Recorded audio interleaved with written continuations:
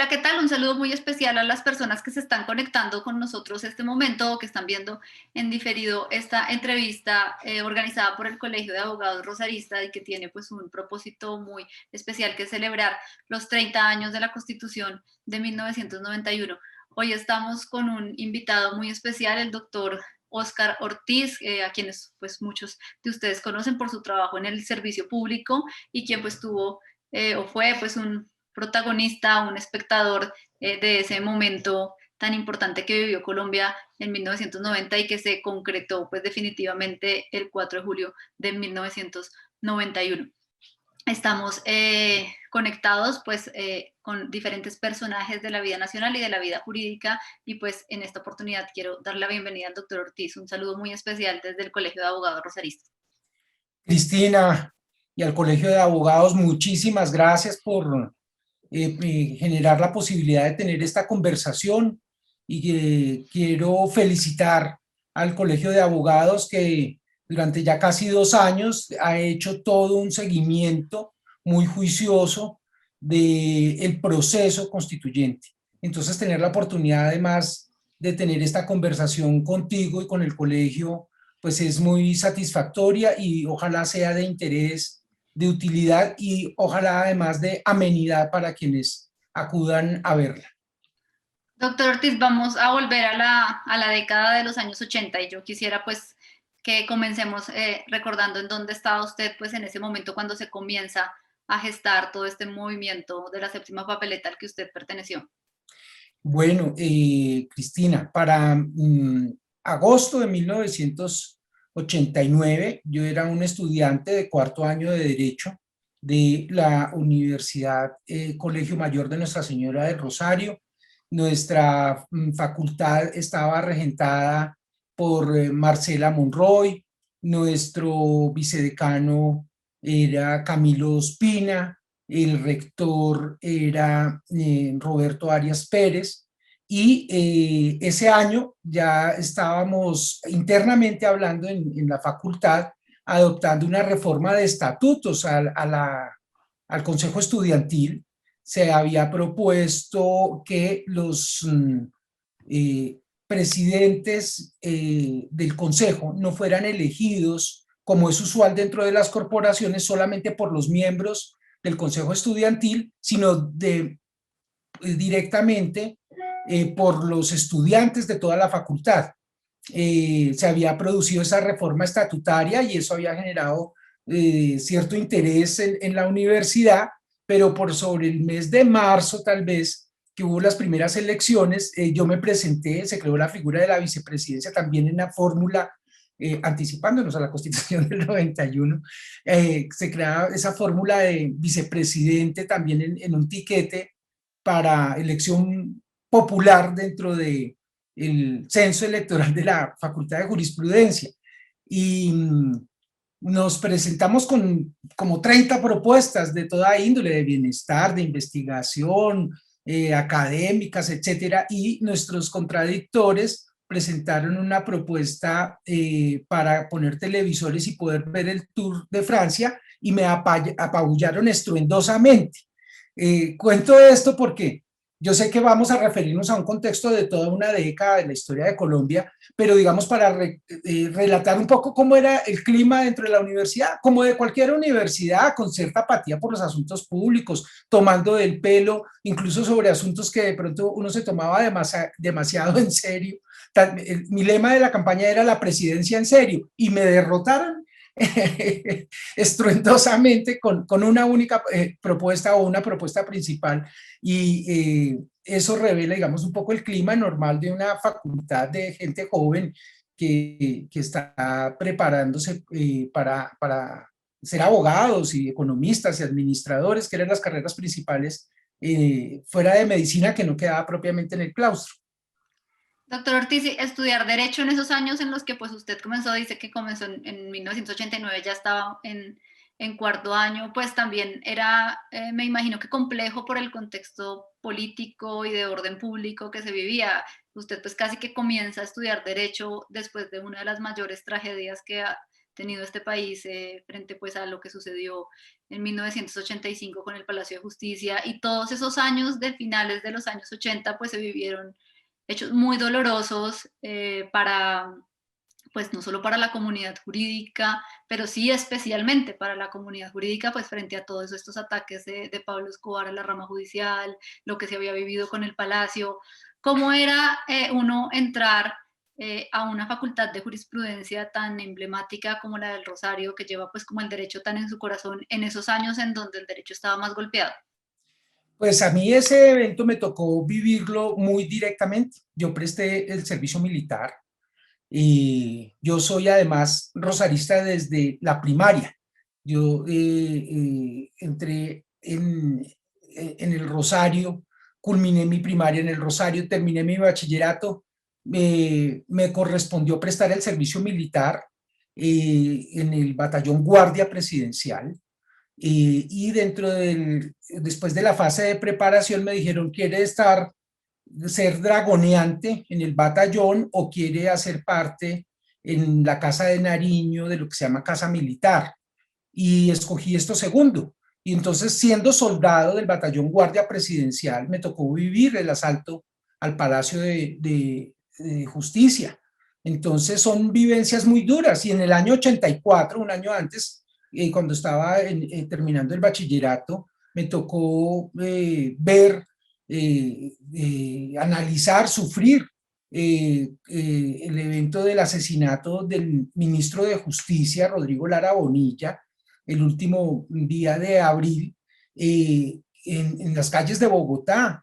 Eso era pues para mí suficientemente impactante, cuestionador, antes incluso, tal vez por la conciencia histórica que nos sembraban en el Rosario, en la Quinta Mutis. Monseñor Fabio Soescún era el director, mi profesor de historia, Misael Rendón, con mucha conciencia histórica, y el ambiente del Rosario en el colegio. Yo entré con la convicción de que había un ejemplo a seguir por quienes habían participado en la expedición botánica y en el salto de colonia a república, de monarquía a república, a democracia. Y ese fue mi interés, sin imaginarme pues que íbamos a participar de un evento que en mi consideración es de similar categoría. Y era muy angustiante, digamos, muy cuestionador. ¿En qué país vivimos? ¿Será esto apenas una democracia aparente? ¿Es tanta la injusticia que la única manera para modificar la manera en que vivimos juntos es tomando las armas o no? Particularmente durante el bachillerato yo saqué unas conclusiones en el sentido de que después de oír a varios de los integrantes de las distintas guerrillas por el proceso de paz del gobierno de Belisario Betancur, que tal vez había muchos motivos, desde luego, como la injusticia social cierta y detestable, o la inseguridad para rebelarse, para no estar satisfecho con la realidad, pero no veía mejores propuestas ni más inteligentes que justificara que solamente a través de las armas se pudiera modificar esa realidad. Iba analizando como persona, como estudioso del derecho, interesado en el derecho, y luego ya como alumnos distintos acontecimientos como los que tú nos propones, porque era época en que en 1987 asesinan en octubre a Pardo Leal de la UP, en las carreteras de Cundinamarca, cerca a La Mesa. Asesinaban magistrados, policías, soldados, maestros, líderes sindicales, de juntas de acción comunal, jueces que adoptaban medidas en contra del narcotráfico. Entonces sí se iba llenando la copa, y el 18 de agosto de 1989, cuando en la noche asesinan a Galán, esa mañana habían asesinado al coronel Valdemar Franklin Quintero, en las calles de Medellín. Él era comandante de la policía de Medellín, estaba haciendo una batalla contra el narcotráfico de manera honrada. Era terrible el asedio contra las instituciones, contra los ciudadanos, no solo de manera dirigida, sino incluso indiscriminada. Era una época en que uno salía de la casa pero no sabía si regresaba o no con vida, porque estallaban bombas por las calles de las ciudades, particularmente en Bogotá, Medellín y Cali. Entonces, sí, en mi consideración, que había estado participando en distintos procesos de liderazgo estudiantil dentro de la facultad, era muy cuestionador, por decirlo menos, lo que estábamos viviendo. Y cuando asesinan a Galán, pues rebosa la copa. Mi consideración personal es que no podíamos quedarnos simplemente como espectadores. Ese fin de semana, pues desde luego todas las autoridades, el gobierno, en el Congreso, de los magistrados, las tres ramas del poder público, los órganos de control, los sindicatos, los gremios, los líderes de opinión, pues lamentaban lo que acababa de hacernos el crimen, rapándonos una esperanza más, como era Luis Carlos Galán. Y yo dije, pero nadie está proponiendo nada, y en medio de ese lamento que se expresó muy contundentemente en el domingo, cuando se hace el sepelio de Galán, la gente reclamaba justicia en la Plaza de Bolívar, por la Séptima, por la 26. Yo dije, alguien tiene que proponer algo y no podemos quedarnos esperando, y empezamos a contactar personas desde ese mismo sábado, domingo, lunes, para buscar expresarnos de alguna manera. Y ese fue, digamos, la primera reacción inicial, y empezamos a concebir lo que denominamos la Marcha del Silencio. Siempre pues se ha hablado precisamente del asesinato de Luis Carlos Galán como ese punto que dio origen, esa gota que rebasó la copa para formar el movimiento de la séptima papeleta.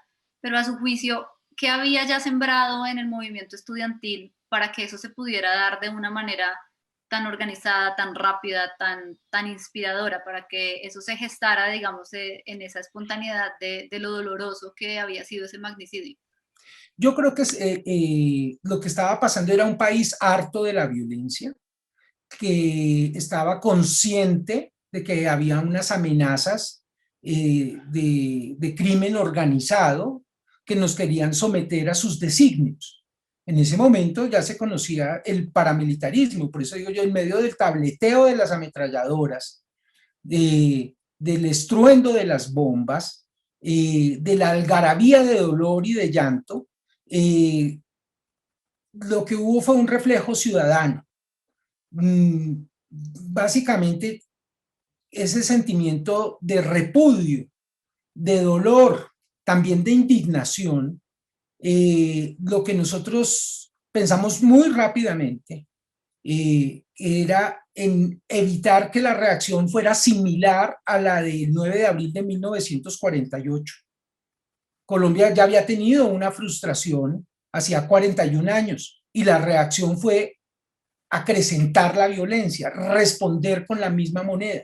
Nosotros pensamos por lo mismo en que habíamos que contrastar, y que no teníamos desde luego el derecho a manifestarnos pacíficamente, pero también nos sentíamos en el deber de proponer algo, en la medida en que éramos estudiantes universitarios, y en esa medida nos considerábamos ya, por ese solo hecho, privilegiados, y con el deber, la obligación de analizar problemas para proponer soluciones, en tanto en cuanto nadie más estaba proponiendo salidas institucionales.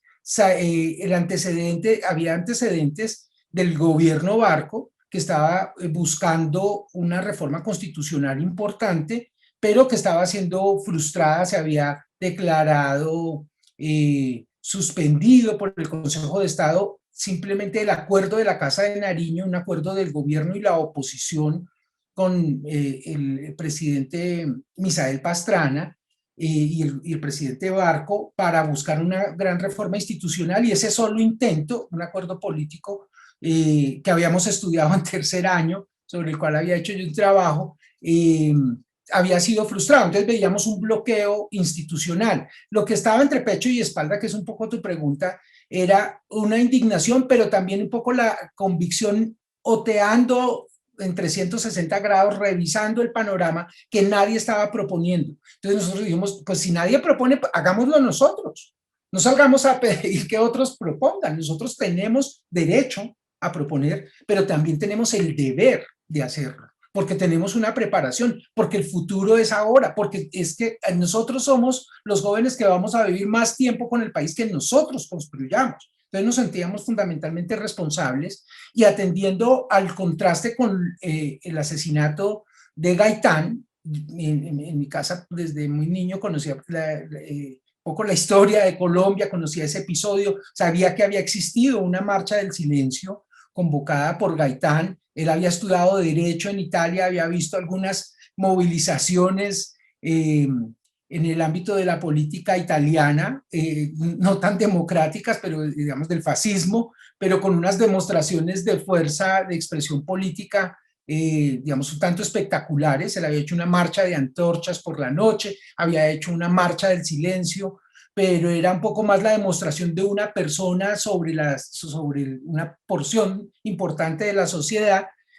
A mí se me ocurrió que en medio de ese llanto, de esos estruendos y de esa algarabía de dolor, había que hacer una pausa, había que hacer reflexión, y por eso llamar la atención sobre lo que había pasado hace 41 años y decir, es la última vez que nos quedamos callados frente a violentos y corruptos, y además nos comprometemos a construir propuestas concretas, serias, viables para buscar una salida democrática, institucional a lo que estamos viviendo. Y esa fue, digamos, un compromiso en primera persona.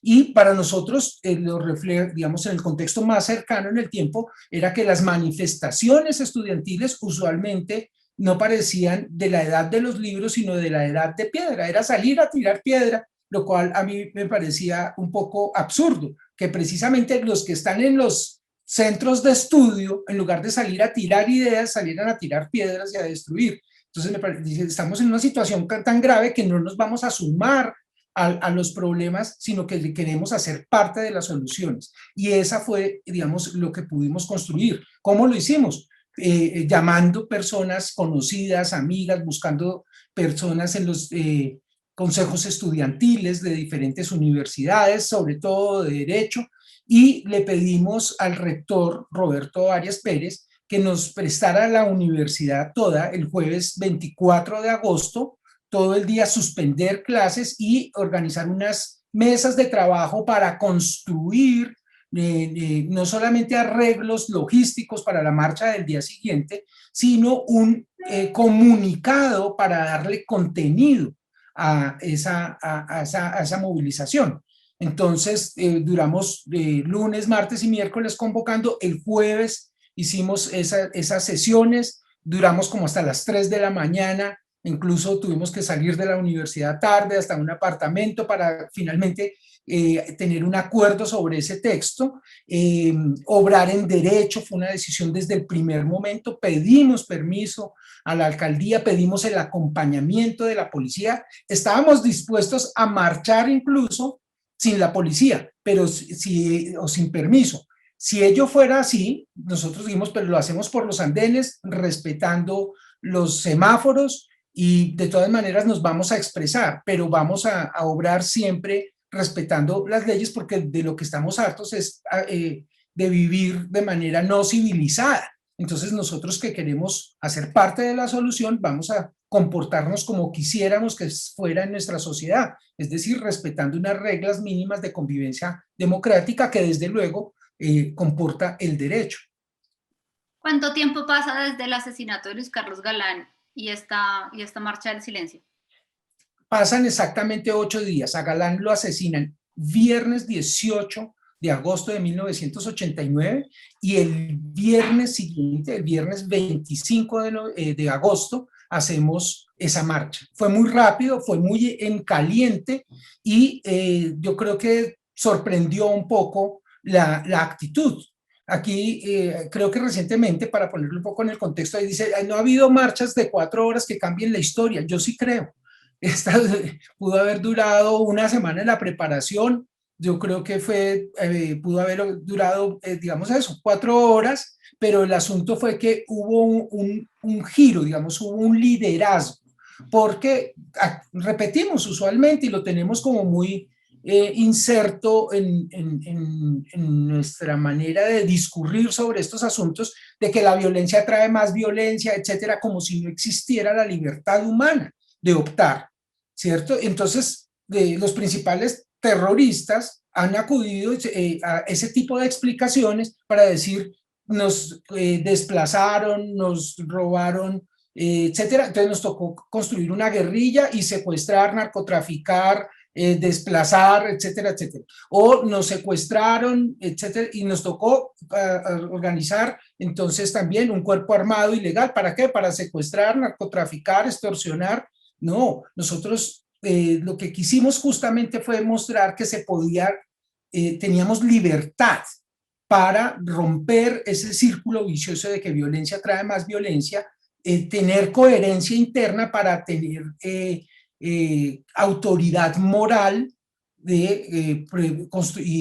para hablar en público y llegar con propuestas, no sumarnos simplemente a una algarabía de dolor, de llanta o de rabia, o a reclamar soluciones, ¿cierto? Porque nosotros también entendíamos que lo público lo construimos entre todos, que el Estado es la organización de todos. Entonces, pues nosotros dijimos, tenemos derecho a cambiar nuestro país y podemos hacerlo dando ejemplo. Y lo primero que tenemos que hacer es que la sociedad puede hacer una pausa, reflexionar, y no le vamos ni siquiera a reclamar al resto de la sociedad que lo haga, lo vamos a hacer nosotros. Y yo creo que ahí ya se imprime desde el primer momento, con esa marcha del silencio. No es accidental, no es una marcha como muchos cuentan, incluso durante varios meses, con ocasión de este aniversario, como la gente salió a pedir una reforma a la Constitución. Eso no es verdad. Nosotros no teníamos ningún preconcepto en relación con la necesidad de cambiar la Constitución o no. Entonces, primero lo que hicimos fue un acto de reflexión, una pausa, una declaración de actuar siempre en coherencia, siempre en derecho, y la decisión de analizar problemas para proponer soluciones. Y esa fue la cuota inicial que se hizo a los 8 días, que se expresó, digamos, empezó desde muy inmediatamente asesinar a Galán, dejar de ser espectadores, pero se hizo pública con una marcha de 25.000 estudiantes aproximadamente, que llamó mucho la atención de los medios de comunicación, no tanto porque haya habido mucho registro, hubo una coincidencia, ese día había un almuerzo de directores de medios de comunicación en la Torre Ejecutiva, que es el edificio al pie del Planetario Distrital en la 7ª con 26, y entonces ellos vieron una marcha de estudiantes en silencio, ordenados, en filas, con pancartas, reflexivos, coordinados, con un comunicado, dando no solamente fijando una explicación, sino de alguna manera explicando una posición y justificándola y haciendo un compromiso hacia adelante. Esa misma tarde deliberamos a raíz de una propuesta de Adriano Muñoz, estudiante de Derecho de la Universidad Externado, que propuso crear un movimiento estudiantil de elección popular que fuera de todo el país, eventualmente no solamente universitarios, sino invitando a los últimos grados de los bachilleratos, pero dijimos, no, lo que acabamos de hacer es comprometernos nosotros a construir soluciones. Si nosotros nos proponemos a crear un proceso electoral de representación, ante esta urgencia se nos va a ir mínimo el resto del año, probablemente nos disgreguemos en propuestas de índole personal de representación y no nos vamos a ocupar de lo que acabamos de decir, que es estudiar problemas y proponer soluciones. Lo desechamos y desde el lunes siguiente nos empezamos a reunir a las 2 de la tarde en el claustro, en la Facultad de Jurisprudencia, en sus salones, con permiso de nuestras autoridades universitarias, en 5 mesas de trabajo. Y así empezamos a deliberar sobre 5 temas. La conformación de la temática va a ilustrar que éramos estudiantes de Derecho, porque vamos a analizar los problemas del Ejecutivo, otra mesa era para los del Legislativo, otros los del Judicial, muy alrededor del Estado, ¿ves? El cuarto era los problemas sociales, económicos, y quinto, los problemas de paz, de orden público. Eso duró 2 semanas, cada vez asistían menos personas, por una parte, era difícil, no, nunca, había unos coordinadores que daban la palabra, pero era una deliberación libre entre iguales que no tenía presupuestos, era un poco agotador, y en la medida en que cada vez asistía menos gente porque se iban cansando y porque veíamos que esos 5 categorías, escaques, tenían vasos comunicantes, nos fuimos quedando en un grupo de menos de 20 personas, que luego ya nos reuníamos en el salón 801, de una de las torres de la universidad, y a veces hubo momentos o noches sobre todo que pensamos que al día siguiente ya no nos íbamos a reunir, porque veíamos que la magnitud de los problemas era enorme y que no sabemos, digamos, por dónde asirlos para buscar finalmente un problema y proponer ese, escoger el problema. Entonces no fue eso de que la gente salió a pedir la Constitución ni nosotros mismos. Nosotros llegamos a una conclusión, hicimos un proceso de deliberación durante 2 meses con 2 reglas muy importantes. Esto casi nunca, eso no se sabe mucho, pero fue clave para la manera de ser constructivos. Por una parte, había una regla que se llamaba el que está, está, y el que no está, no está. ¿Eso qué quería decir? Que a las 2 de la tarde, con 2 personas, empezaban las deliberaciones. Es decir, se empezaba puntual, no, como no había un cuerpo previo, no había quórum para verificar. Y entonces bastaba que hubiera 2 personas para que se empezara a trabajar. Se llaman mesas de trabajo. Eso era la primera implicación de esa norma que nos dimos. La segunda implicación del que está y el que no está, no está, era que los acuerdos, los análisis a los que íbamos llegando, se adoptaban, y una vez adoptados, después de deliberaciones eternas, se iban sumando y quedaban como fijas. ¿Con qué? ¿Con cuál propósito? Con el propósito de que la discusión no se devolviera, ¿cierto? Sino que fuera generando acumulados y comprensiones compartidas para seguir avanzando en la discusión y en la construcción.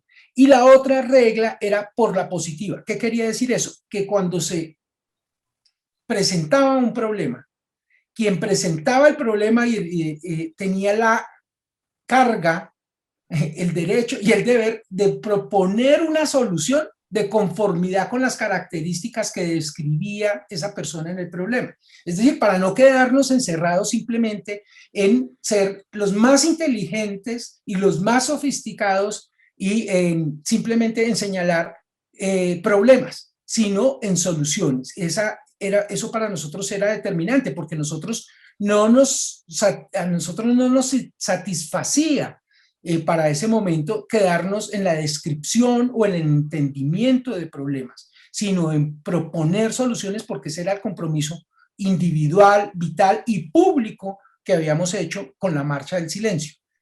En virtud de esas deliberaciones, ¿cuál problema finalmente encontramos? ¿Cuál fue el diagnóstico? Que había un divorcio enorme entre sociedad y Estado. Y ese divorcio entre sociedad y Estado tenía una explicación fundamental, o dos. Una que llamamos el pecado original.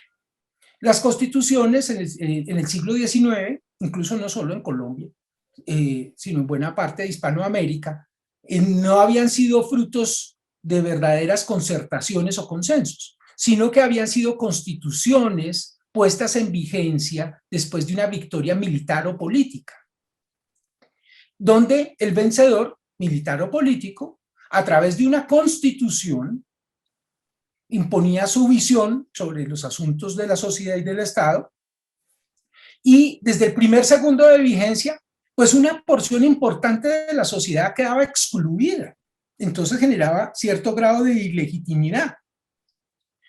Ese era el caso nuestro, aunque nosotros, desde luego, reconocíamos la valía que representa tener una constitución con 105 años de vigencia y con algunas reformas, veíamos que de todas maneras el origen, ese pecado original, también le era atribuible a la Constitución del 86.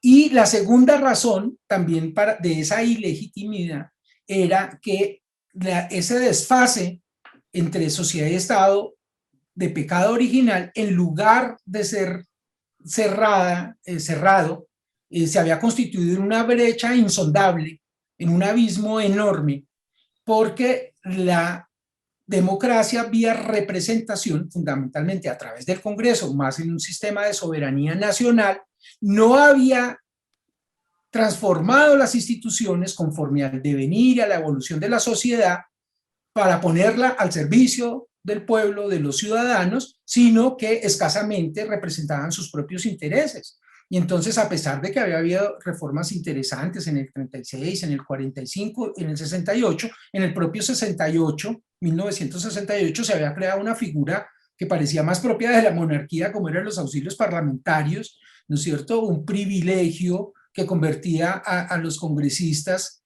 en unas personas que podían ungir a ciertas personas individualmente consideradas o fundaciones donando recursos públicos, y a veces ellos mismos creaban sus fundaciones para enriquecerse directamente, sobre pretexto de financiar las campañas. Y así muchas ineficiencias, etcétera, en el Estado.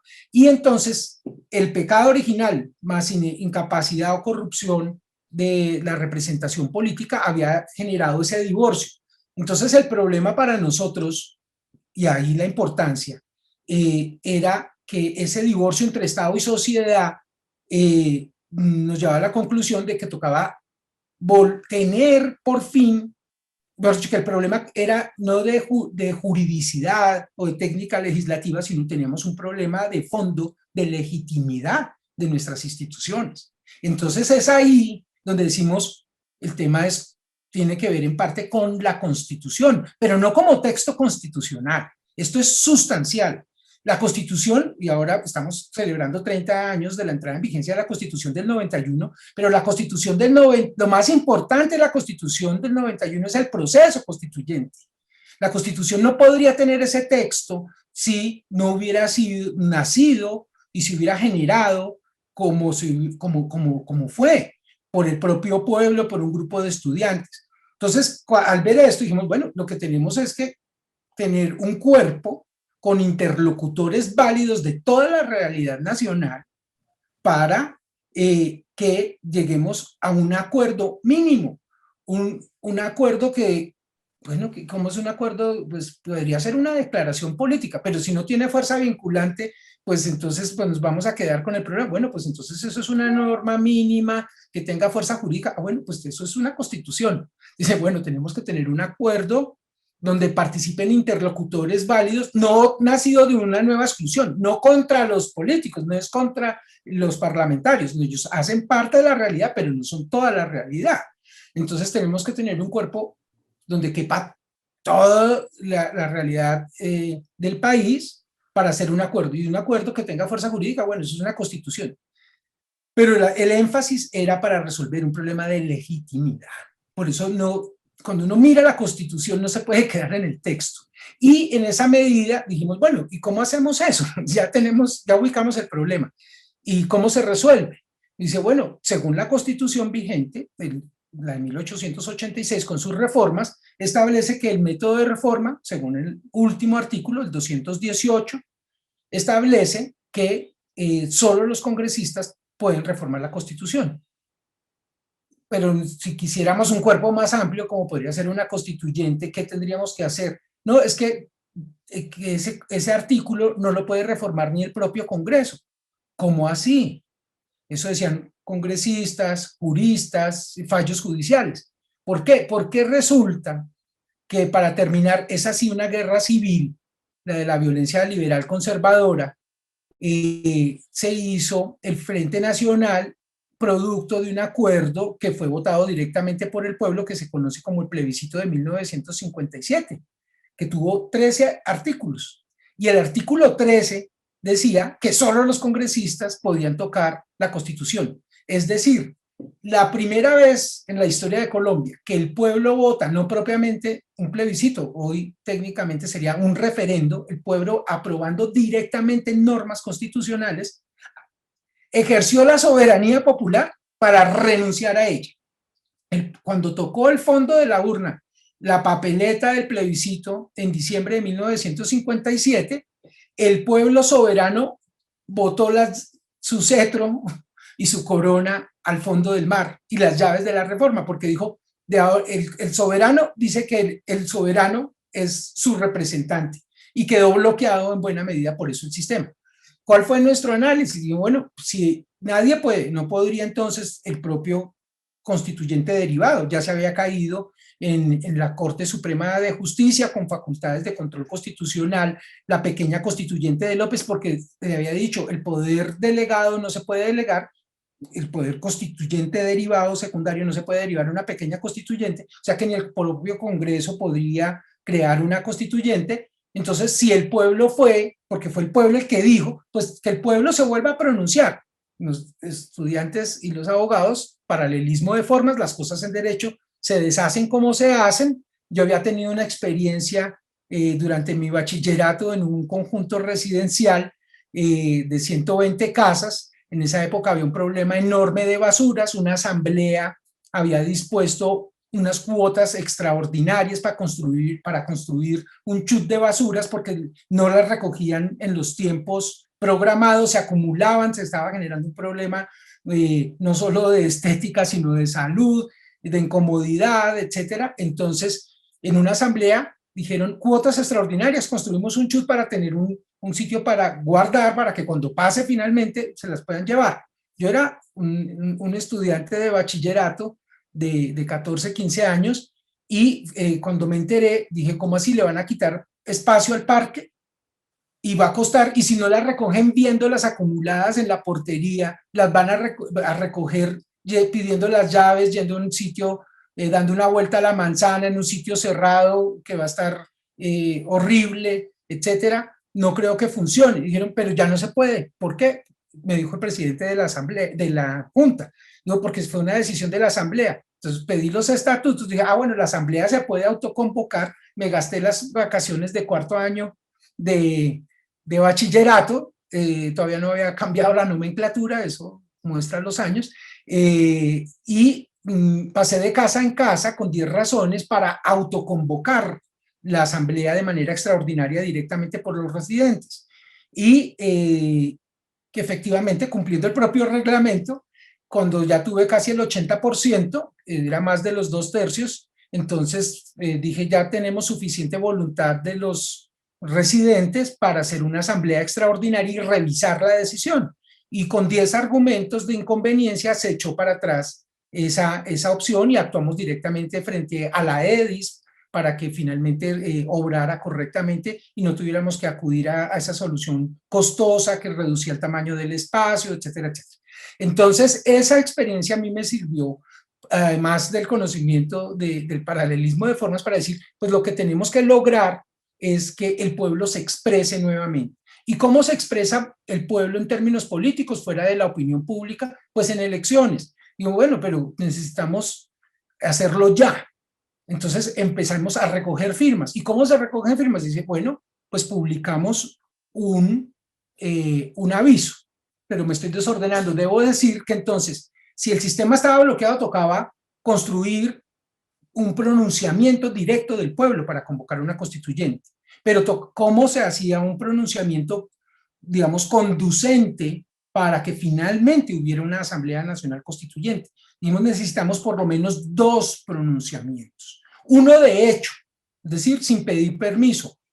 Nosotros no deseamos que fuera propiamente inconstitucional, sino extraconstitucional, no violando la Constitución, sino de una manera no prevista en la Constitución, en ejercicio de la libertad de opinión, casi que del derecho de petición. Los ciudadanos pueden dar órdenes o hacer peticiones. ¿Cómo hacemos eso? Entonces, bueno, esa tiene que ser una primera. Una para que digamos, extraconstitucional, para darle la orden al Estado por conducto del presidente de la República para que haya un segundo momento en el que ya de manera oficial, con la organización electoral dispuesta al alcance de todos los ciudadanos, se tomara la determinación de convocar o no una asamblea constituyente, pero no por ningún servidor público, sino directamente por el pueblo. Esa fue la clave. Entonces nosotros, por eso necesitábamos 2 plebiscitos para una constituyente. Y con esa fórmula de un plebiscito para otro plebiscito por la constituyente fue la solución. Y eso todo estaba así concebido y por eso nos dimos a la tarea de poner en marcha esa propuesta y para ello hicimos una cotización en el periódico El Tiempo de un aviso pago el día de mayor circulación, un domingo, y esa fecha fue el 22 de octubre, domingo 22 de octubre de 1989, publicar un comunicado donde los ciudadanos al final firmaban, con un renglón para firmas. Valía 400.000 pesos, recogimos 200.000 en una vaca entre estudiantes de derecho y algunos profesores, nos condonaron en el tiempo, nos hicieron rebaja a 200.000, pero además explicamos en el periódico en qué estábamos. Nuestra decana estaba casada con D'Artagnan, columnista del periódico El Tiempo, y pudimos explicar de toda esta estrategia, y ese mismo domingo 22 de octubre el editorial del periódico El Tiempo se llama El plebiscito para el plebiscito. Por eso está absolutamente claro, esto no es un asunto de versiones o de egos o simplemente de rigor histórico. Si uno quiere saber el origen de cómo fue evolucionando esa propuesta, uno puede revisar el periódico El Tiempo del domingo 22 de octubre de 1989 y ve el aviso pago y el editorial. Entonces, desde ahí estaba claro que teníamos una estrategia para una constituyente con 2 pronunciamientos directos del pueblo, porque teníamos claro que solo el pueblo podía convocar una Asamblea Nacional Constituyente, entendida como proceso. Por eso quienes nos quieren en algún momento atribuir que no, que con los textos no tienen ningún poder de cambio de la realidad, que el fetichismo normativo, no, nosotros tenemos una comprensión histórica, sociológica de lo que queríamos hacer, desde luego también jurídica, porque tampoco vamos a decir que tenemos ninguna fe, ausencia de fe en el poder de transformador del derecho o de las normas constitucionales, pero no como nos lo asignan gratuitamente sin conocer o con desconocimiento o deliberado o no querido de estos hechos históricos que hacen atribuible irresponsable además a los rosaristas principalmente, donde nació esa idea.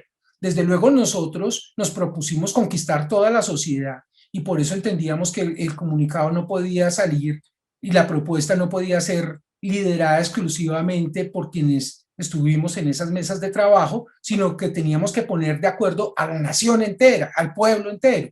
Entonces, los primeros que debíamos participar era en esa idea y ser convocados a ella eran los estudiantes que habían participado en la Marcha del Silencio.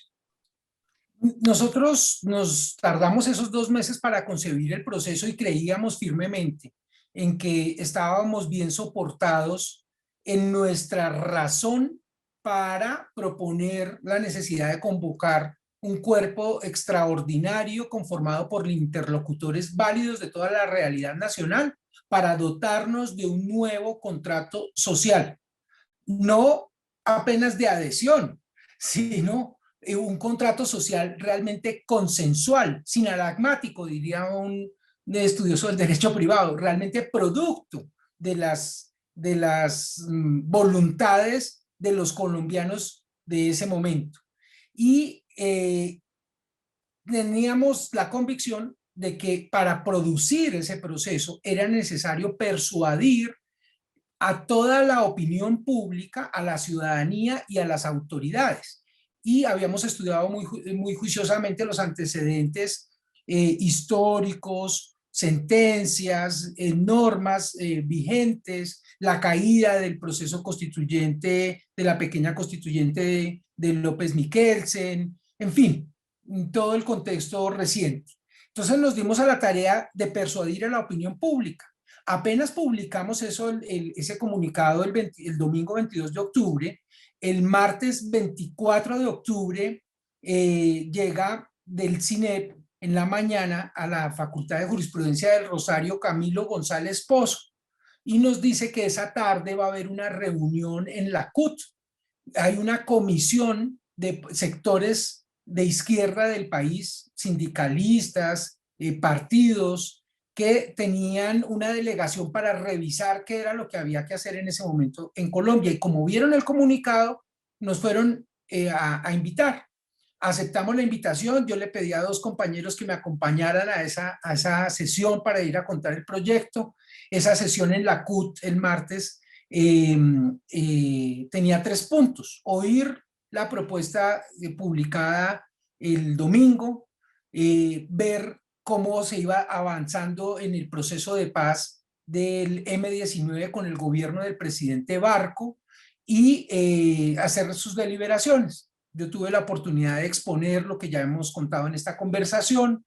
Luego hubo un informe en relación con el avance del proceso de paz.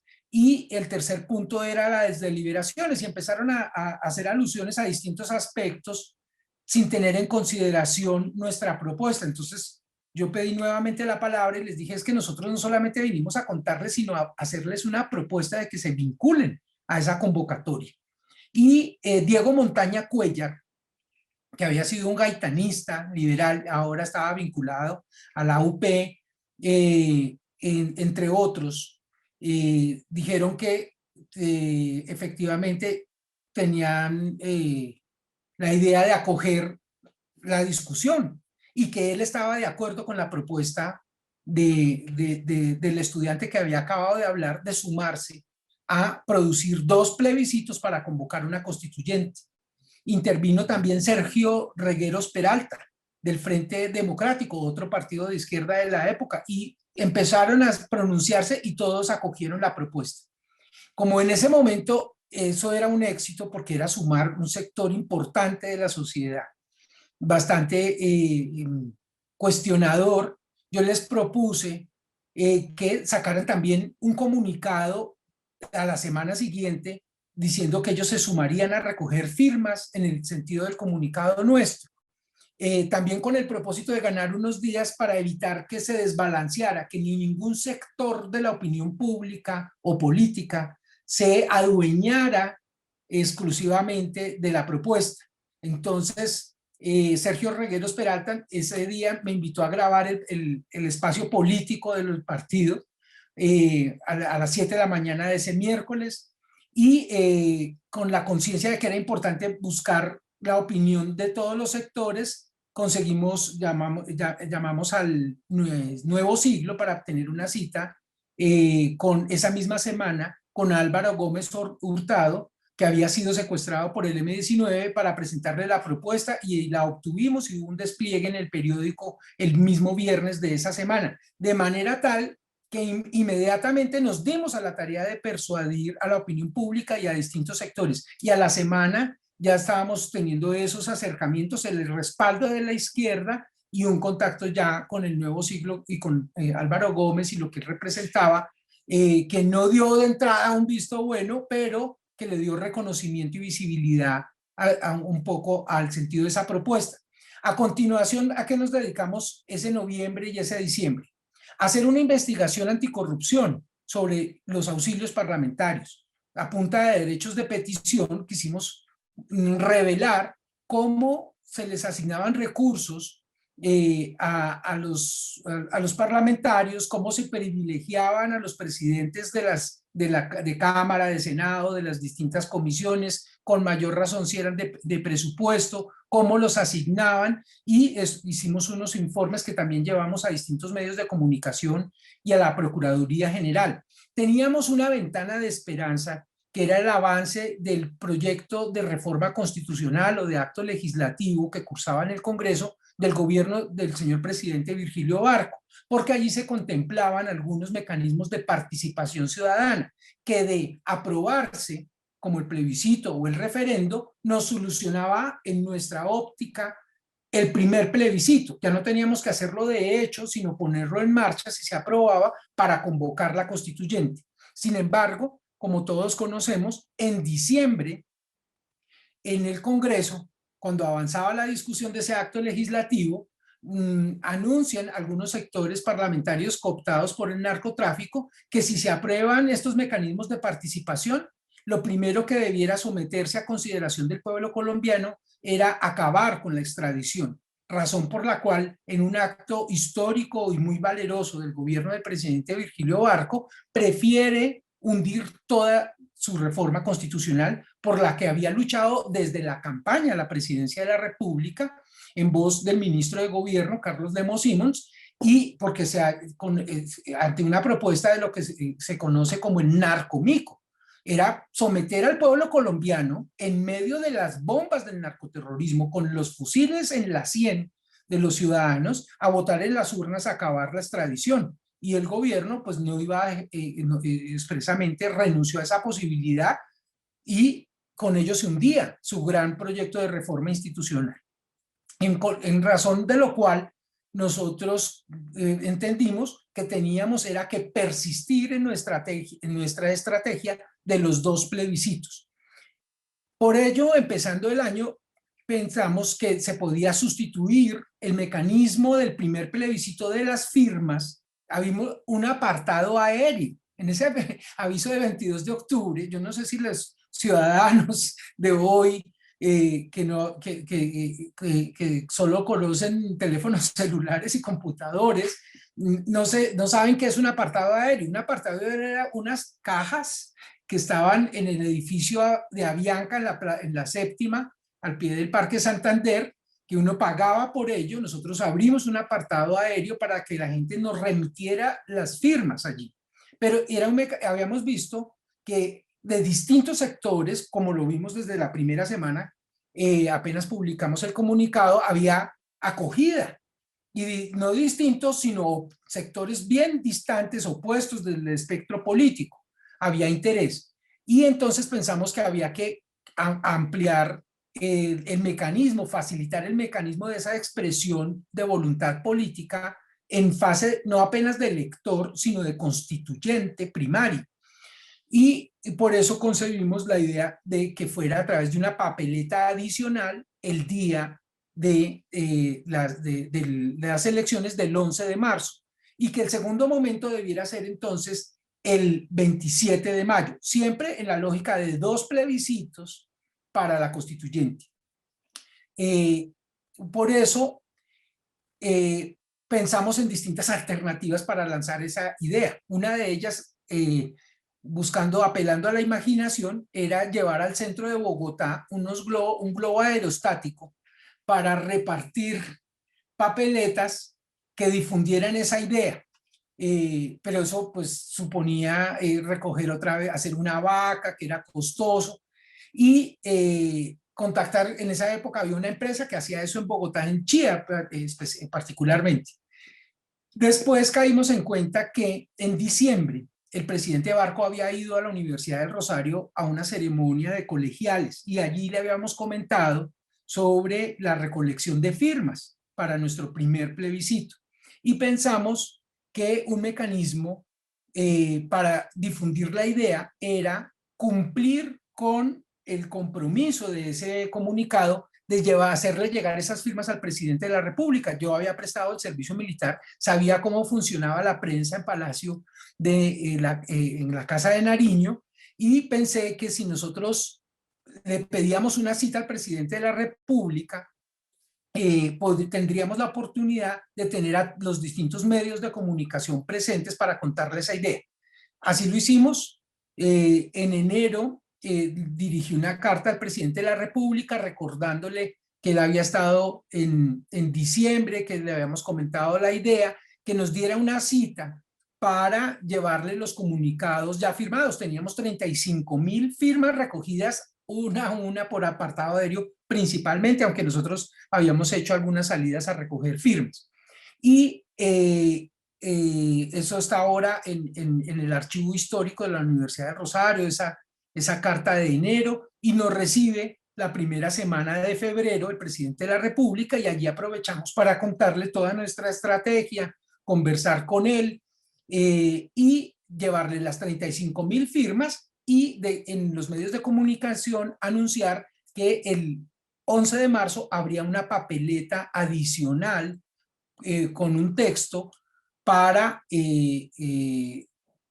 producir la convocatoria de una Asamblea Nacional Constituyente mediante 2 plebiscitos. Así fue, el presidente Barco valoró que fuera una propuesta constructiva, con explicaciones históricas, jurídicas, los medios de comunicación le dieron despliegue y empezamos una serie de contactos también a comienzos de año con los aspirantes a la presidencia de la República, en primer lugar con los precandidatos del Partido Liberal, con Jaime Castro, abogado rosarista, exministro de gobierno, exministro de justicia, con César Gaviria, con Hernando Durán Duzán, con Ernesto Samper, etcétera, y porque eran los primeros que estaban en su emulación electoral. El doctor Jaime Castro le gustó mucho la idea, nosotros nos acercamos a él pensando que él iba a entender bien por ser estudioso del derecho constitucional, por ser abogado, por ser rosarista.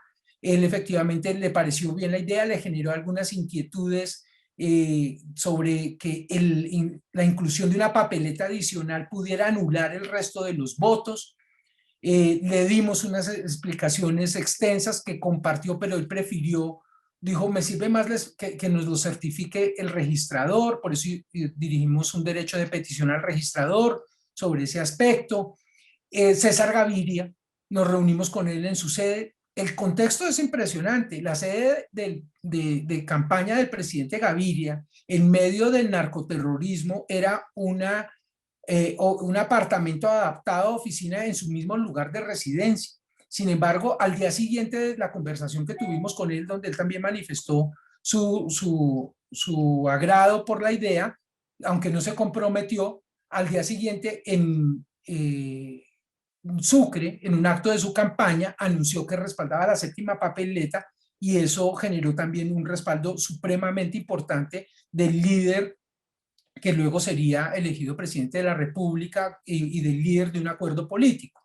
Y fuimos logrando distintas expresiones de respaldo a la idea de la séptima papeleta. Séptima papeleta que fue bautizada así no por nosotros, porque como verás, mira, te muestro aquí el texto en pantalla de una séptima papeleta original. No dice séptima papeleta, dice voto por Colombia. Eso para nosotros tenía una explicación jurídica en virtud de la ley electoral, con el ánimo de que se registrase el voto en las actas por los jurados de votación, porque la ley electoral establecía que los jurados debían consignar los votos por cualquier persona. Y nosotros construimos una argumentación jurídica según la cual ellos, al decir un voto por Colombia, tenían la obligación de registrarla. Por sugerencia del doctor Gaitán Maecha, incluimos una frase al final dándole una orden expresa a los jurados de que nosotros como ciudadanos les ordenábamos a los jurados que consignaran en las actas el registro de los votos por la séptima papeleta. En esos días consultamos a José Gregorio Hernández, al profesor Sáchica, conversamos con muchas personas sobre el texto definitivo. De los precandidatos liberales, el único que se resistía a la tesis jurídica nuestra era Hernando Durán Duzán. Hernando Durán Duzán se mantuvo hasta el final bajo la tesis de que la única manera de llegar a convocar una constituyente era mediante un primer acto legislativo producido por el Congreso y luego habilitarlo. Nosotros semana y media antes, el miércoles, un miércoles, el último miércoles de febrero, hizo un acto de campaña en el Salón Boyacá con las juventudes. Su lema de campaña era "Estamos de acuerdo". Fuimos hasta allá, enviamos dos delegados para que trataran de convencer a las juventudes duranistas de que apoyaran la séptima papeleta, mientras con Marcela Monroy y otros estudiantes íbamos a recibir la respuesta del registrador. Nos llamaron a la Facultad de Jurisprudencia, nos tienen la respuesta de si el voto anula o no. Séptima papeleta, quiero recordar este aspecto, no fue bautizada así por nosotros. La séptima papeleta fue bautizada así por un periodista del periódico El Tiempo, Sergio Ocampo Madrid, que cubría política. Y un día hizo un artículo diciendo la séptima papeleta para aludir al voto por Colombia, al voto del primer plebiscito por la constituyente, y ese nombre pegó. Así como pegó la figura de Monseñor Rubiano años después del elefante para aludir al 8000, Sergio Ocampo fue el que le puso a la séptima papeleta. Y él empezó a sus escritos a hablar de la séptima papeleta y luego todo el mundo se quedó, pero no fue una invención nuestra ese nombre, sino de ese periodista del Tiempo. Y se empezó a contagiar en una pandemia democrática, no viral, de salud como la que estamos viviendo ahora, ese nombre. Todos los sectores empezaron a sumar. Nos reunimos con el presidente Turbay, que era el director del Partido Liberal, nos reunimos con el expresidente López para contarle nuestra tesis, le pedimos que se pronunciara a favor o en contra, le pedimos por sugerencia de Marcela Monroy que nos diera una proporción de los votos que había que tener impresos de más en relación con los que queríamos que quedaran en las urnas. Esto parece un poco abstruso o de pronto hasta baladí, pero era sustancial. Es que en esa época, y el 11 de marzo fue el último día que se votó con papeletas en Colombia. ¿Qué quiere decir eso? Que cualquier persona que aspirara a un cargo de elección popular tenía que repartir sus votos, no era el Estado. Un ciudadano que llegaba a la mesa no le entregaban un tarjetón para votar por uno u otro candidato o un tarjetón para que pudiera votar por quien quisiera. Eran las maquinarias políticas las que repartían en los alrededores de los puestos de votación los papeles con sus votos. Entonces, era muy importante saber cuántos papeles, cuántas papeletas, séptimas papeletas teníamos que contar para tener a disposición de los ciudadanos. Y nos dijo 10 veces lo que quieran tener en las urnas. Yo había, en una reunión con Marcela Monroy, habíamos hecho apuestas y habíamos fijado, conversado sobre cuántos votos por la séptima papeleta considerábamos que eran necesarios para decir que eso era un hecho realmente constituyente, un hecho del constituyente primario dándole una orden al Estado por conducto del presidente de la República. Yo decía que debiera ser mínimo de 1 millón de votos. Si era de 1 millón de votos, quería decir que teníamos que tener 10 millones de séptimas papeletas impresas. Nosotros, desde luego, no teníamos los recursos para ello. Entonces, pero nos dio una noción sobre eso, esa conversación con el presidente López. Entonces, resolvimos acudir a Pacho Santos en El Tiempo para contarle la idea, y un sábado fuimos con Fernando Carrillo a proponerle que nos regalaran, es decir, que imprimieran en el periódico tiras de séptimas papeletas para que la gente las fotocopiara, las recortara y las pudiera depositar.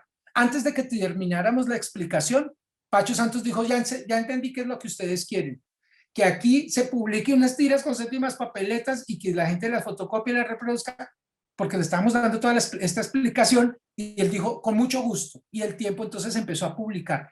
Políticos de esa época entonces empezaron a pagar sus papeletas para que la gente fotocopiara los votos por ellos. Eso nunca se había hecho antes y solamente para esa ocasión se hizo porque ese fue el último día que se votó con papeletas.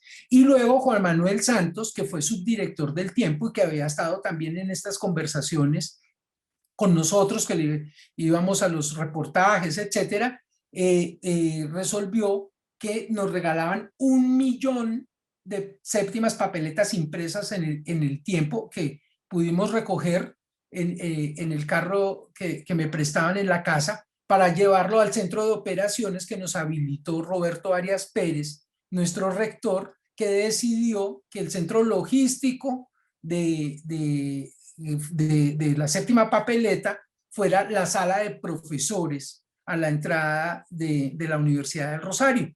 Entonces, él nos consiguió teléfonos, fax, y con eso pudimos hacer un centro logístico de reparto de séptimas papeletas, de fotocopias, de distribución y luego de recuento, porque efectivamente la Registraduría Nacional no hizo un registro, nosotros llevamos una contabilidad, nosotros dimos un reporte de 2 millones de votos y el 11 de marzo se logró pues una expresión del constituyente primario, una revolución sin romper un vidrio, sin una gota de sangre y sin dañarle la piel a nadie, y de esa manera el pueblo de Colombia asumió la soberanía y determinó que el Estado debiera organizar un segundo pronunciamiento popular para que libremente el pueblo determinara si convocaba o no una Asamblea Nacional Constituyente. Y esa interpretación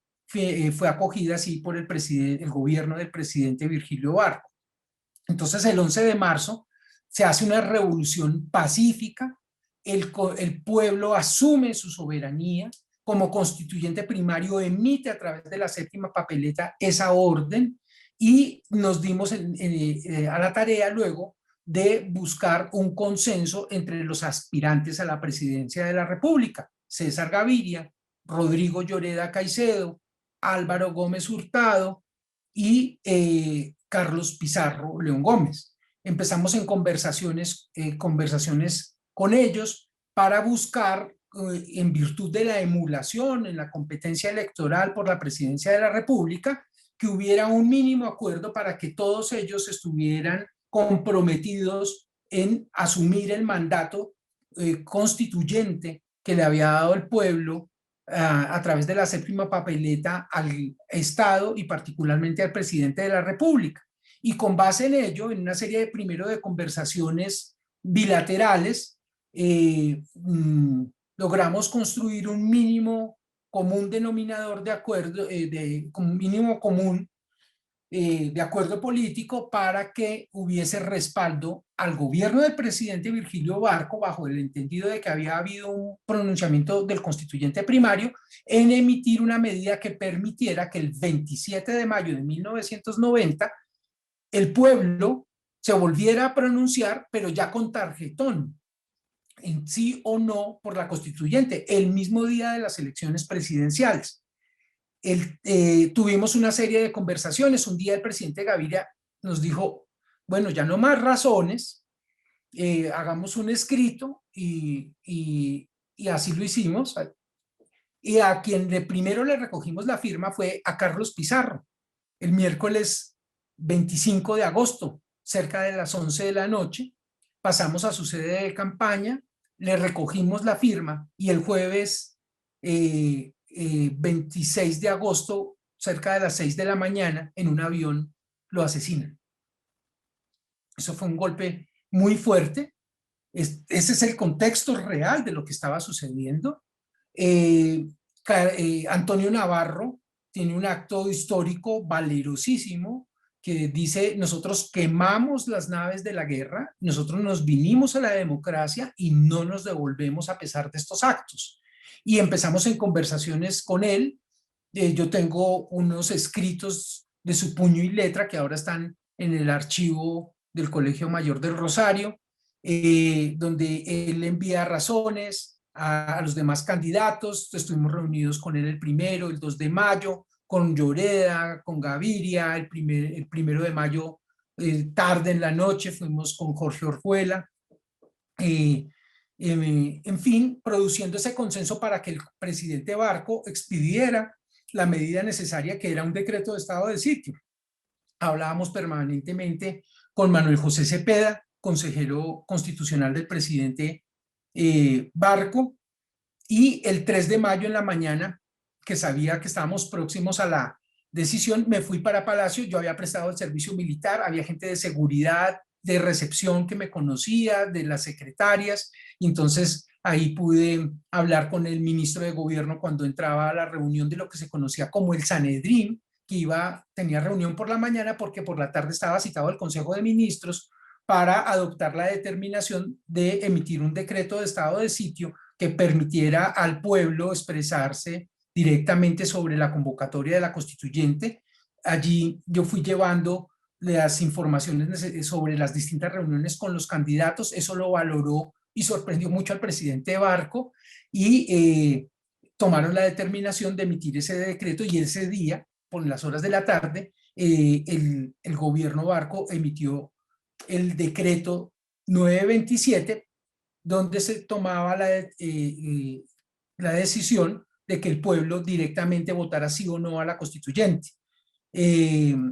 Nos reunimos expectantes sobre lo que iba a pasar en el Consejo de Ministros. En el archivo histórico consta el comunicado que expedimos nosotros como estudiantes desde la Facultad de Jurisprudencia. La decanatura era en ese momento nuestro centro de operaciones. Sacábamos nuestros comunicados de prensa, allá fueron los medios de comunicación, y empezamos la batalla por seguir defendiendo el sí a la convocatoria de la constituyente y la constitucionalidad del decreto del presidente Barco.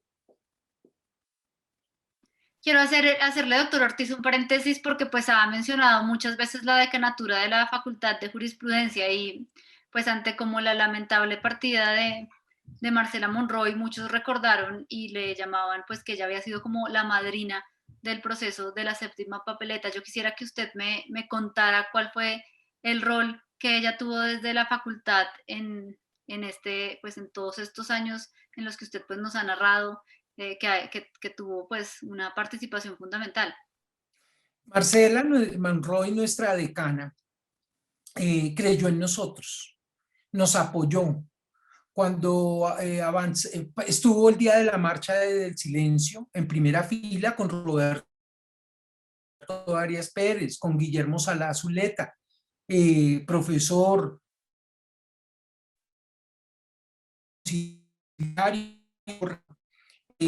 materia en nuestras deliberaciones. Solo para animarnos, Camilo Ospina Bernal, el vicedecano, nos ayudó muchísimo, siempre nos animaron.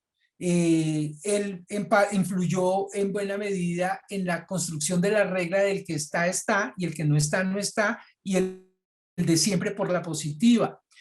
Marcela, estamos hablando de un momento en que no teníamos estos aparatos, ¿sí? En las casas no había computadores todavía.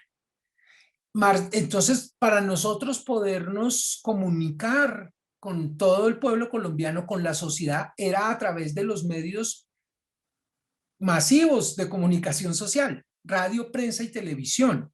Su esposo era Roberto Posado García Peña, D'Artagnan, columnista del Tiempo, y un actor muy importante en esa casa editorial.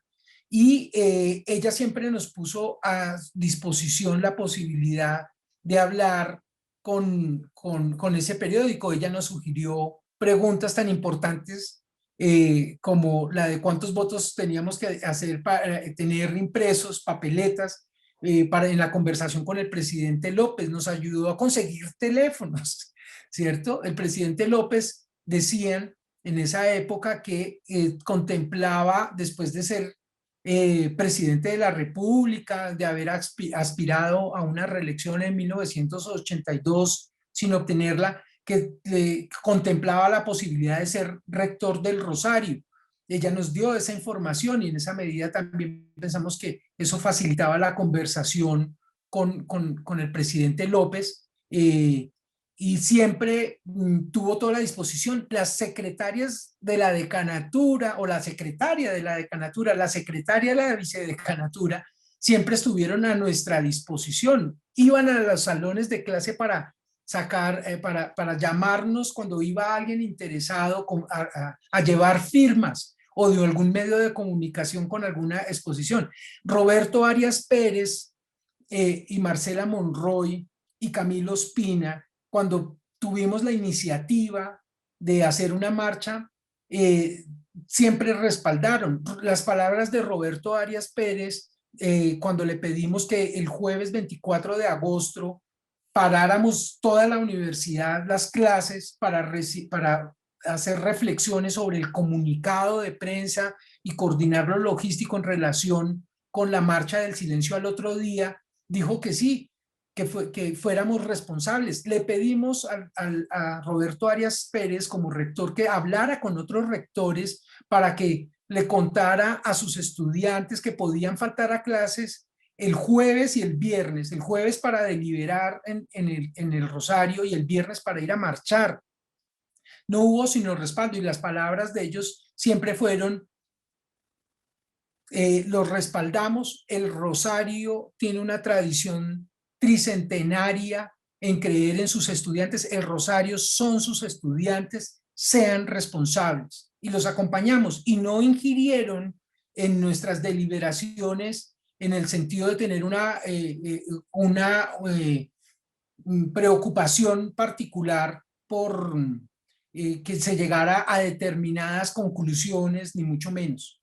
Entonces, creo que hace parte de la esencia de la definición del Colegio Mayor del Rosario, de sus constituciones y su tradición por el cambio, de ir adelante en las renovaciones y incluso en las revoluciones, como pasó en el cambio de colonia a república, en la caída de la dictadura de Rojas Pinilla o en el paso de la soberanía nacional a la soberanía popular y la Constitución del 91, no solamente unos estudiantes del Rosario, sino unas autoridades del Colegio Mayor de Nuestra Señora del Rosario que creyeron en sus estudiantes y no solo confiaron, sino que los respaldaron de manera activa.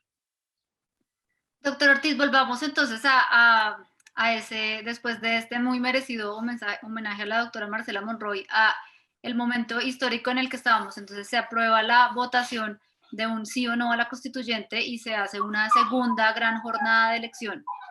Ahí exactamente el presidente Barco, el gobierno, el presidente Barco nos había recibido, nos había dado el respaldo. El gobierno del presidente Barco el sábado 10 de marzo por la noche en su alocución alude a que se iba a votar por la séptima papeleta, luego expide el decreto.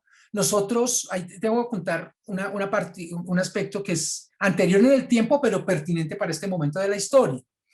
Álvaro Leiva había ido antes del 11 de marzo al Rosario y nos había invitado a ir a Casa Verde. Íbamos a ir Camilo Ospina, vicedecano, luego secretario jurídico de Presidencia, luego ministro de Defensa, y yo a Casa Verde. Faltando un día, yo le dije a Camilo, creo que no debemos ir, debemos aplazar esa conversación por dos razones. Una, porque puede haber una desconfianza en la opinión pública al ver sentado a unos imberbes con la cúpula de las FARC. Y dos, porque creo que este acto de la séptima papeleta del 11 de marzo debe ser fundamentalmente de la gente que está dentro de la democracia y que ellos no sean partícipes de ese hecho como co-convocantes. Entonces, en esa medida, lo que se requiere es fundamentalmente actores ciudadanos en legalidad. Y luego, más bien de que produzcamos el hecho, vamos a ver cómo nos va en la votación, si con ese respaldo y con ese hecho constituyente de la gente dentro de la civilidad, sin armas, sin ilegalidades, hablamos con ellos a ver si acogen esa convocatoria. Y entonces aplazamos, antes de la séptima papeleta, hablar con las FARC. Pues bien, cuando se expide el decreto dijimos, ahora sí es el momento de hablar con las FARC, pero no vamos a ir hasta Casa Verde, vamos a hacerlo de manera oficial, con permiso o anuencia del gobierno, y entonces desde la oficina de presidencia de Rafael Pardo, que era consejero presidencial del presidente Barco, hablamos por radio-teléfono con las FARC. Hablamos en una conversación dirigida a hacerles a ellos la invitación de que dejaran las armas para venir a una constituyente convocada directamente por el pueblo. Y que si eso era así, y ellos supuestamente se habían levantado en armas, porque no había espacio político en virtud del Frente Nacional, de que solamente gobernaban durante 16 años liberales y conservadores, una exclusión política, pues al ser invitados, al convocar el pueblo directamente una constituyente, ellos debieran dejar las armas porque se acababan las razones para estar alzados en armas contra un orden constitucional que ellos no reconocían. Y tuvimos esa conversación con el segundo al mando de las FARC, con el ideólogo Jacobo Arenas. Esa conversación la grabamos y la presentamos como argumentación para defender la constitucionalidad de un decreto de estado de sitio que, como sabemos, tiene que tener una conexión entre las determinaciones adoptadas en el decreto y las razones del desorden público. Entonces, ese fue un argumento de constitucionalidad. Sin embargo, paradójicamente, algunos sectores estudiantiles que no habían participado del proceso, que no lo conocían con detalle, que no habían generado estas conversaciones para producir el decreto, que no sabía que tocaba hacer 2 plebiscitos, empezaron a criticar. Incluso nos ganamos una chiflada enorme con Diego López de la Universidad de los Andes, él y yo, que fuimos al Club de Empleados Oficiales a defender el decreto, la constitucionalidad del decreto, porque empezaron a decir que era una traición del gobierno Barco que el decreto dijera Asamblea Nacional Constitucional y no constituyente, que era fundamentalmente un argumento para una expresión para facilitar el examen de constitucionalidad de la Corte Suprema de Justicia. Y a nosotros, mientras que quienes habíamos estado realmente en la gestación y conscientes de que eran 2 plebiscitos, que era necesario ese decreto, que fuera constitucional, porque hubiera quedado apenas como una constancia histórica y no como una realidad, estábamos en la construcción de los acuerdos a todo nivel y en la defensa de la juridicidad de todo el proceso. Entonces acudimos a la Corte Suprema para defender también esa constitucionalidad del decreto, y el jueves 24 de mayo la Corte Suprema de Justicia, en las horas de la noche, sobre las 8 de la noche, anuncia su decisión de que el decreto 927 del 3 de mayo era exequible. Ese momento fue para nosotros supremamente importante, porque así reconocía que el hecho de la séptima papeleta era un hecho constituyente, era un pronunciamiento del pueblo soberano de Colombia. Colombia, los ciudadanos en ese momento dejamos de ser simplemente electores de nuestros representantes para asumir directamente la máxima autoridad política y el destino de Colombia. Y así lo reconoció la Corte Suprema. El hecho del 24, esa sentencia es supremamente importante. Y ese día para nosotros equivalía a haber derrumbado el muro de Berlín colombiano, que constituía el antecedente del plebiscito de 1957. Faltaba ya la votación que se produciría el siguiente domingo. El viernes 25 de mayo, el presidente Barco nos recibe en el salón protocolario de la Presidencia de la República. Tenemos un intercambio de palabras, le llevamos una calcomanía del movimiento estudiantil. Tuve la oportunidad de representar la vocería de los estudiantes en esa conversación. El presidente Barco llevó un discurso escrito que le pedí me regalara, me lo obsequió. Eso también está ahora en el archivo histórico de nuestra universidad, y él allí hacía un reconocimiento al poder de transformación, al poder de revolución pacífica que podíamos hacer los ciudadanos que habíamos sido capaces de convocar al constituyente primario. Y el domingo se hizo el milagro.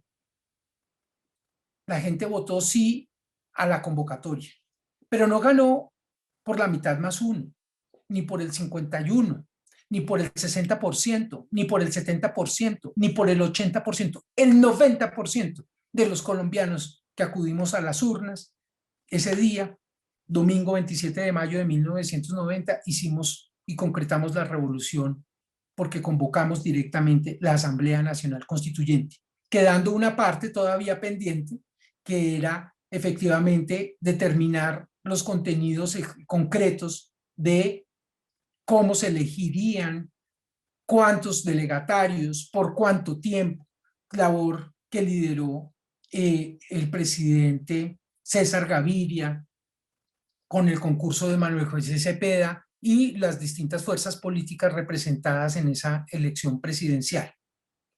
Y en virtud de ello emite un nuevo decreto que se vuelve a examinar por la Corte y la Corte le vuelve a estimar constitucional, aunque el temario era suficientemente amplio para considerar en realidad todos los temas de una nueva constitución, pero era para, digamos, mostrar que había cierto confinamiento de los temas, pero en la práctica eran casi todos, pero mucho mejor que la Corte finalmente decide declarar inexequible los temarios y entonces en la práctica quedó completamente abierta la posibilidad de que esa asamblea pudiera examinar absolutamente todos los temas. Nosotros, para ir cerrando un poco, teníamos por la característica de nuestras deliberaciones, que no era una obsesión por echarle la culpa a la Constitución del 86 de todos nuestros males, sino por entender que no había sido concertada, consensuada,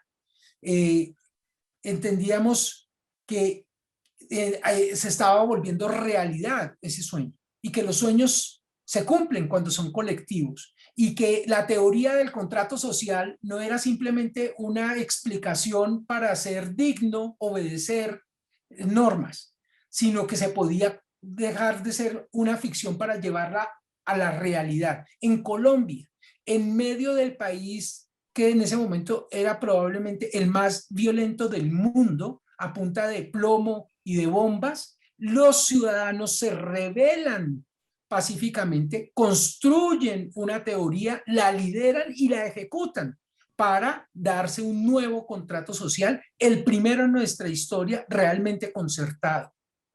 Y eso se logró a través de 2 plebiscitos, 2 sentencias de constitucionalidad, más de 110.000 propuestas, porque el presidente Gaviria y su gobierno establecieron todo un mecanismo para que una universidad, un sindicato, una acción comunal pudiera construir y presentar propuestas de reforma constitucional.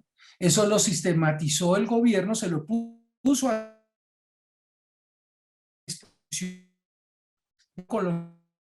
de los constituyentes más protestas. Y además hubo unas comisiones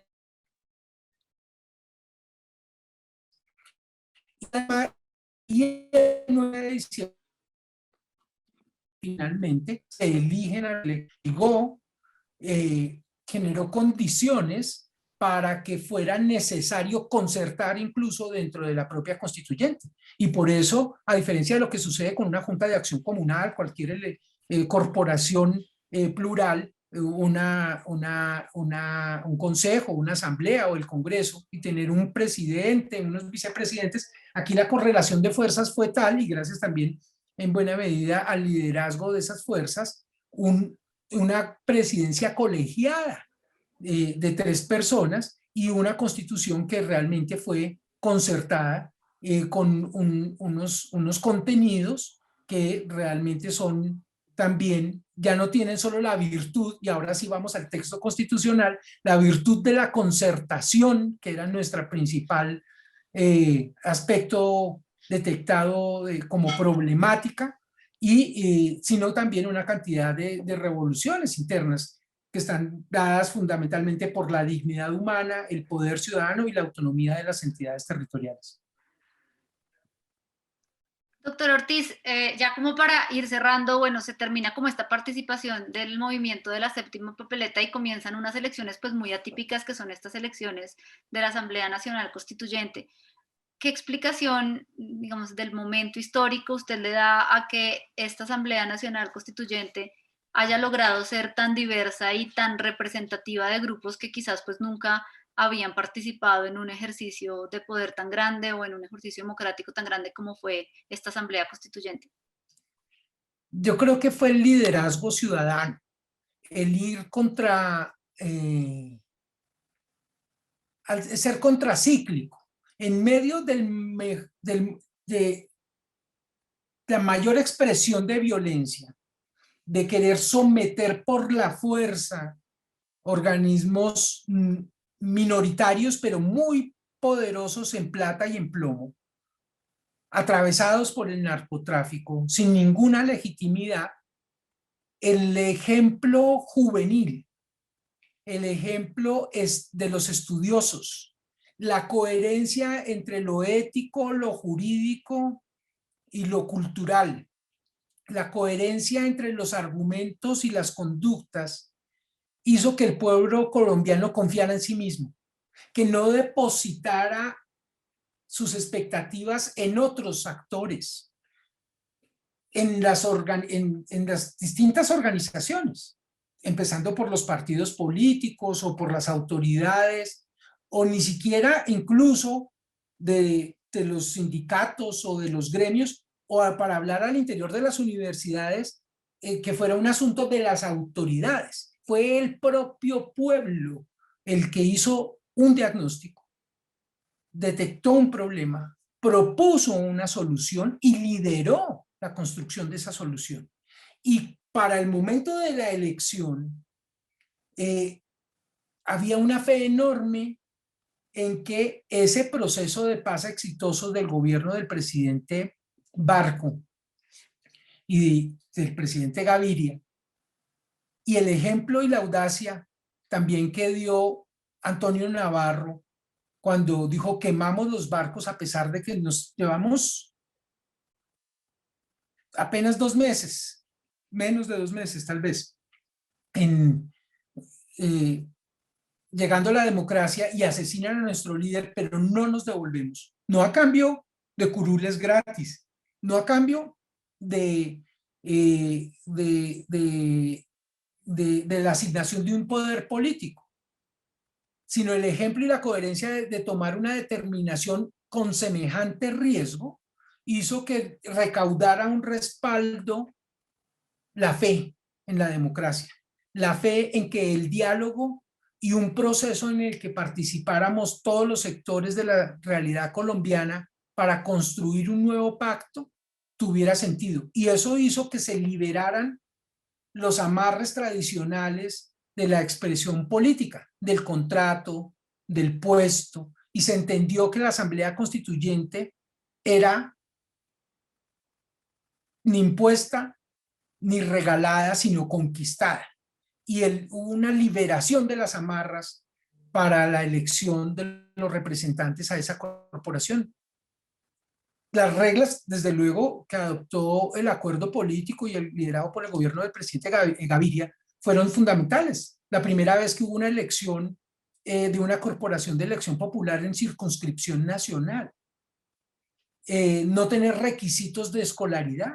Eso permitió que hubiera indígenas, que hubiera expresiones incluso religiosas, para la diversidad religiosa, para la diversidad étnica, cultural. Ahí estuvo realmente representada Colombia. Las FARC no estuvieron porque no quisieron, porque su interés no era el de concurrir a ese proceso. Ellos estaban en intereses mucho más mezquinos. Tuvieron toda la oportunidad. Por eso a mí no me pareció un error que el gobierno del presidente Gaviria, el 9 de diciembre, del propio día de las elecciones de los delegatarios, bombardeara Casa Verde. Sin ninguna representatividad, ellos querían más la mitad de los escaños de la Asamblea Nacional Constituyente. Simplemente los exigían así para no decir que no querían participar de ese proceso. Siempre fueron una minoría que querían imponer su voluntad a punta de violencia. El pueblo colombiano, a sí mismo, pero al mundo le da un ejemplo de civilidad, de inteligencia, de racionalidad, de democracia, y con papelitos derrotó al plomo. Doctor Ortiz, ya una última pregunta para cerrar pues esta tan interesante narración, pero ya hoy a 30 años después de esto, ¿usted qué lecciones del proceso constituyente cree que pueden ser aplicables para este momento que pues si bien puede no ser comparable a la época del narcoterrorismo, a lo acorralado que estaba el Estado por Pablo Escobar, pues sí es un momento muy convulsionado y difícil tras pues la pandemia y todo el inconformismo social que se ha gestado?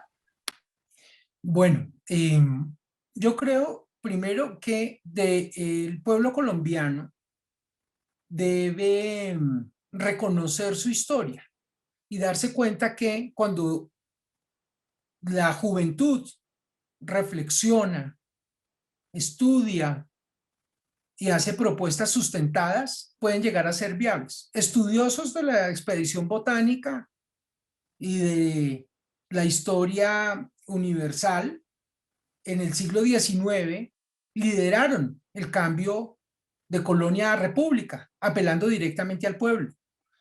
Estudiosos en los años 50 contribuyeron de manera determinante a que recuperáramos la democracia luego de la dictadura de Rojas Pinilla. Estudiosos lograron una revolución sin una gota de sangre, sin un vidrio roto, sin dañarle la piel a nadie, hacer que la soberanía pasara de los representantes del pueblo a directamente el pueblo y a una constitución, la primera en nuestra historia realmente concertada. Hoy día creo que no debiéramos caer en la trampa, que no es fácil, porque el impacto de una pandemia es enorme. Año y medio de encierro que impide, que dificulta el estudio y el trabajo en condiciones normales. Tantas pérdidas de seres queridos en todo el mundo producen un impacto enorme, semejante vivencia a la que nos hemos tenido que someter por la realidad de esa circunstancia, de esa amenaza, un virus que infecta al mundo y asesina a millones de personas. Pero hay algunas personas interesadas en hacernos caer en una trampa. ¿Cuál es la trampa? Hacernos creer que las condiciones que nos genera la pandemia, de menos producción de bienes y servicios, de menos posibilidad de dedicarnos al estudio y al trabajo, y que esa menor producción de bienes y servicios eh, produce menos pago de impuestos, y al contrario el Estado ha tenido que generar mayores gastos para atender las urgencias de salud, de trabajo, de, de alimento cotidiano, atribuírselo como si fuera, como dicen ellos, la pandemia ha permitido descubrir los defectos intrínsecos de la democracia. Eso no es verdad. Los estados estaban preparados para epidemias, pero no para pandemias. Y dejar de creer que esa problemática excepcional es producto de una circunstancia excepcional. No es un defecto de las democracias, sí unos retos para las democracias, pero no unos defectos propios de las democracias. Y también dejar de confundir la valentía con la violencia. Se pueden hacer revoluciones pacíficas y en Colombia lo revolucionario es ser pacífico. Entonces yo creo que tenemos que reaccionar y convertir los dolores, las insatisfacciones, la indignación en una indignación constructiva. La indignación puede ser paralizante, excluirnos, quedarnos como espectadores, o podemos hacer una indignación destructiva, como la de 1948 ante el asesinato de Gaitán, o podemos hacer una indignación constructiva, como la de 1989, 90 y 91, y entender que la energía, la inteligencia, la creatividad juvenil y estudiosa sí puede transformar la realidad si tiene coherencia interna y si propone soluciones y no apenas se limita a reclamarlas. Doctor Ortiz, pues le agradecemos muchísimo desde el Colegio de Abogados Rosaristas esta este recuento histórico, el poderlo tener pues de primera voz de una persona que fue tan, que tuvo un lugar tan especial, digamos que en esta historia tan transformadora que nos ha dejado tantas cosas, pues no solamente al país, sino ya muy específicamente a la comunidad jurídica, a todos los que pues hemos estudiado o hemos vivido el derecho después de la Constitución de 1991, pues escuchar esta historia es muy fascinante y bueno, agradecerle pues nuevamente por la cercanía que ha tenido siempre con nuestro colegio de abogados, con nuestro claustro, eh, en esta pues especialmente en esta serie que estamos haciendo para recordar los 30 años de la Constitución de 1991. Muchas gracias, Cristina, al Colegio de Abogados, al doctor Boada, a Juliana Oliveros, a todo el equipo. Yo creo que el Colegio de Abogados ha venido haciendo una tarea muy importante de reconstruir, de hacer este balance, de aportar, y yo creo que efectivamente nos podemos sentir muy orgullosos como estudiosos del derecho, como rosaristas, que agregamos un grano de arena a nuestra tradición de ya casi 4 siglos de renovar con revoluciones pacíficas.